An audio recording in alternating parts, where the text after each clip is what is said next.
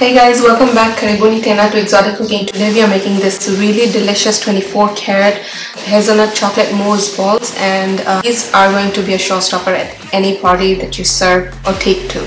So we're going to be using this chocolate mold today to make the chocolate molds, and then we're going to whip up some really creamy chocolate mousse. I'll use Nutella, 2 kinds of chocolate powder, some coffee, because coffee always brings out the flavor in chocolate, and we're gonna make some chocolate balls, and we're gonna whip up the mousse and fill out the balls with those. We're gonna be decorating these with some 24 karat edible gold glitter and some gold foil. I got these on Amazon and I just love them. This will take any dessert a level up, so I always decorate my desserts with these. So I hope you guys like my recipe. Don't forget to subscribe if you haven't subscribed yet. Click on the notification button to get notifications when I post any new videos. Don't forget to comment, like, and share if you like this video. Without any further ado, let's get started.